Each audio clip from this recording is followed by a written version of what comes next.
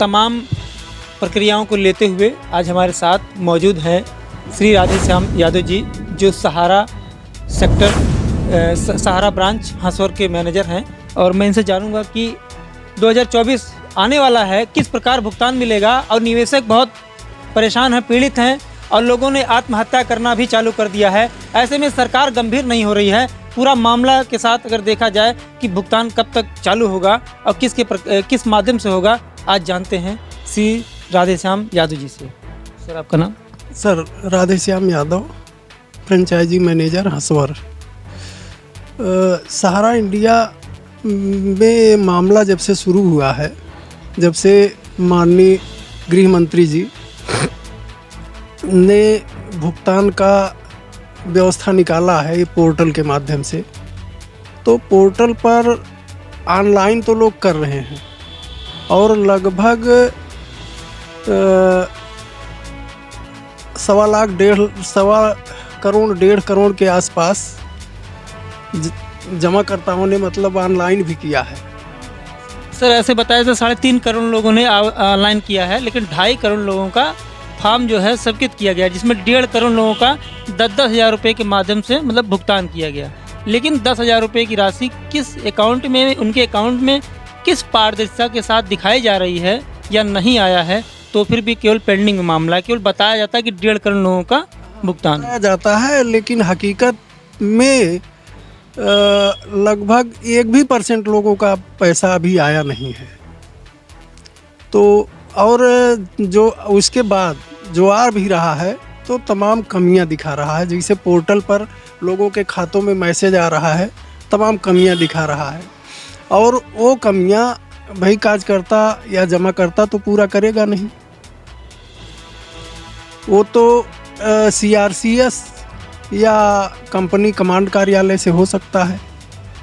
भाई हम लोगों ने अपनी ऑफिसों में जमाकर्ताओं का आवेदन मतलब वो पैसा जमा किया, फार्म लिया, हर चीज़ जो भी कंप्लीट होता था उसको हम लोग कमांड भेजते थे। तो हम लोगों के पास तो कोई उसका है नहीं कि कुछ उसका हल निकाल सकते हैं।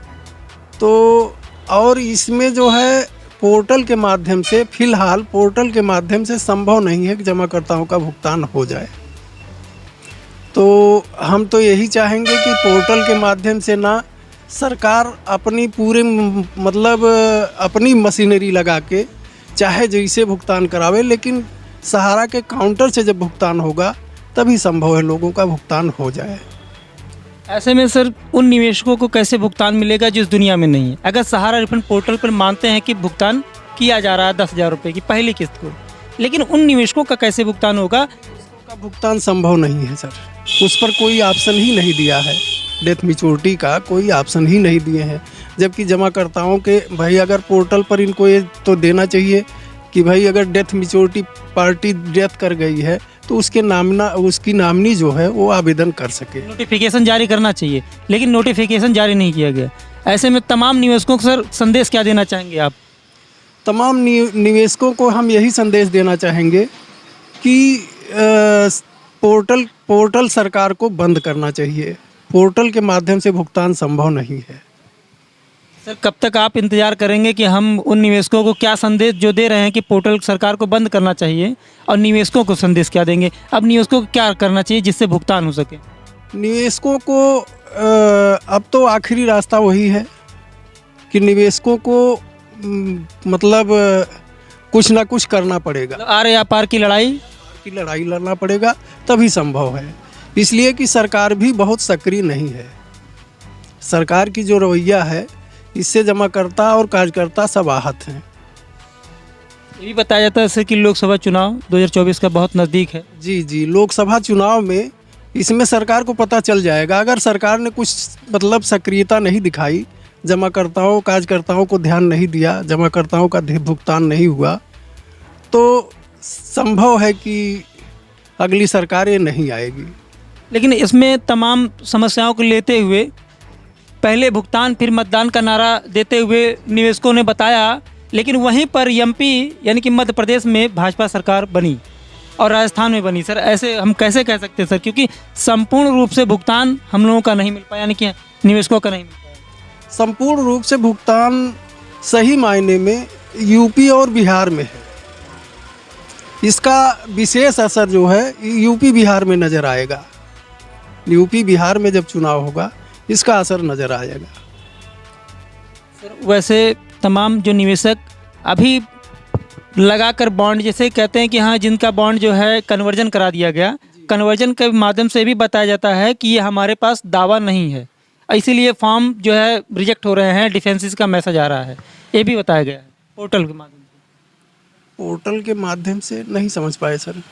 जिन्होंने आवेदन किया था, आवेदनकर्ताओं का फॉर्म रिजेक्ट हो गया, सरकार कह रही है दोबारा रिसबमिट करने के लिए, तो तमाम समस्याओं को लेते हुए बार बार ये रिसबमिट करने और बार बार जो है सबमिट जो आ रहा है सर, तो इसमें ये है कि जो पोर्टल पर दिखा रहे हैं कि जमाकर्ता का मेंबरशिप नहीं है, या एक ही जमाकर्ता कई मेंबरशिप अलॉट किया गया है और नाम मैच नहीं कर रहा है, एक कमी ये आ रहा है। डाटा अपलोड नहीं है, एक कमी ये आ रहा है। तो डाटा अपलोड तो जमाकर्ता और कार्यकर्ता तो करेंगे नहीं, वो तो ऑफिस से ही हो, मतलब हेड ऑफिस से ही होगा। और इसमें जो है सबसे बड़ी समस्या ये आ रही है कि कंपनी ने कोर्ट में आवेदन भी किया था, कोर्ट में कंपनी ने आवेदन भी किया था कि हम अपने जमाकर्ता मतलब अपने ऑफिस स्टाफ को वेतन नहीं दे पा रहे हैं। 2-2 साल हो गया, ऑफिस स्टाफ वेतन नहीं पा रहा है, वो क्या काम करेगा। आज भी अगर ऑफिस हेड ऑफिस हो या कमांड ऑफिस हो या ब्रांच हो, रीजन हो, जोन हो, आज भी अगर उनको वेतन मिलेगा तभी वो काम कर पाएंगे। और पोर्टल से भुगतान तभी संभव है जब सरकार मतलब सहारा की ऑफिसें खुलेंगी। भले पोर्टल से भुगतान हो, लेकिन ऑफिसें खुलें और मतलब ऑफिसें खुलें और जो है जो भी कमियां आ रही हैं ऑफिस से सही हों, तो पोर्टल से भुगतान संभव है। लेकिन इसके लिए सरकार को व्यवस्था करना पड़ेगा।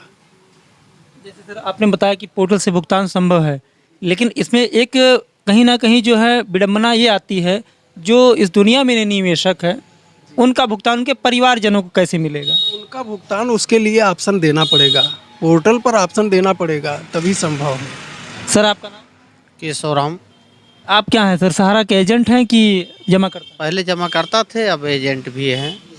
आप क्या कहना चाहेंगे? हम यही कहना चाहें सरकार किसी भी कीमत पर हिला हवाली न करे और जनता का जो जमा धन है उसको किसी प्रकार से जनता के खाते में या सहारा के ऑफिस से उसका भुगतान करावे। जांच की विषय है, सहारा ऑफिस ही इसके बारे में विशेष जानकारी देगी कि आदमी सत्य है का सत्य है, और सरकार को पोर्टल पे लॉन्च करने से फ़ायदा नहीं है, जनता परेशान है। तो बारंबार जो है आवेदन किए गए लेकिन उसके बाद भी भुगतान नहीं हो पाया। और वहीं अमित शाह जी ने बारंबार ये भी कहा कि 45 दिनों में आपका भुगतान मिलेगा जिन्होंने आवेदन किया था। तो क्या आपने भी आवेदन किया? अभी हम आवेदन नहीं किए हैं, अब हमारा पैसा ज़्यादा है इसलिए आवेदन नहीं किए। पता चला कि पहले 10,000 का ही भुगतान होगा, लेकिन 10,000 से ज़्यादा राशि है, इसलिए हमने अभी लगभग टोटल कितने निवेशकों ने सहारा कंपनियों में जो है निवेश किया, सहारा सोसाइटियों में? जानकारी सहारा सोसाइटियों में लगभग ये बताया था 13 करोड़ लोगों निवेशकों ने निवेश किया है। 13,000 करोड़ के आसपास, 13,000 करोड़ के आसपास।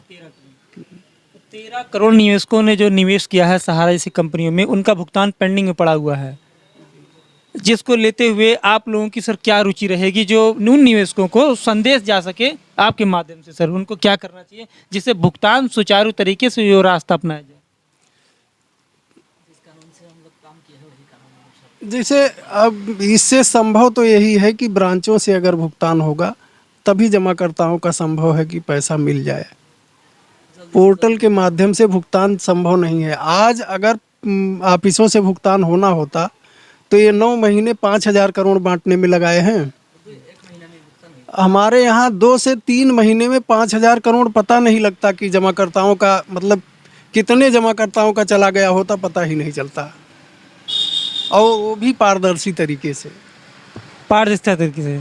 तो हम एक बार फिर जो है डॉक्टर साहब से जो हम मुलाकात करेंगे और इनसे बात करेंगे कि क्या आप कहना चाहेंगे उन निवेशकों के लिए, क्या संदेश देंगे, क्या आपका है संदेश? संदेश हम यही देंगे, आज हम प्राइम मिनिस्टर को पास एप्लीकेशन लिखा हूँ और हम लोग कार्यकर्ता का तरफ से यही कंप्लेन कर रहा हूँ। जो पोर्टल कानून का आदेश जारी किया है वो सलाहकार के खिलाफ FIR दर्ज किया जाए और ये गलत भारत सरकार के संविधान के खिलाफ पोर्टल कानून का सलाह परामर्श दे के देश के 13 करोड़ जनता 15 लाख कार्यकर्ता को पैसा फंसाने का और सहारा बैंक को तोड़ने का साजिश रचित करने का सलाह परामर्श क्यों दिया। इसको माननीय प्रधानमंत्री जी को सलाहकार के खिलाफ कार्रवाई करना चाहिए और तत्काल हम लोगों को सहारा का पैसा सहारा ऑफिस में वापस करने का आदेश जारी करना चाहिए। यही हम लोग प्रधानमंत्री जी से और सहकारिता मंत्री जी, गृह मंत्री जी, उन लोग से हम लोग अनुरोध करता हूँ। बहुत बहुत धन्यवाद। तो हम आपको बता दें कि सहारा रिफंड पोर्टल को लेते हुए वो अगुवाई करी गई जिसके माध्यम से भुगतान हो सके, लेकिन हम आपको बता दें 45 से 90 दिन हो चुके हैं, उससे अधिक हो जाने के बावजूद भी जो है भुगतान अभी तक 1 रुपये के निवेशकों को नहीं मिल पाया है वापस। वहीं पर तमाम संगठनों के माध्यम से 27 दिसंबर को जंतर मंतर पर धरने यानी कि अनिश्चितकालीन धरने का प्रावधान किया गया है। ऐसे में तमाम खबरों के साथ देखने के लिए बने रहें ABN जनता एक्सेस न्यूज़ के साथ। मैं हूं DK सागर। जय हिंद, जय भारत।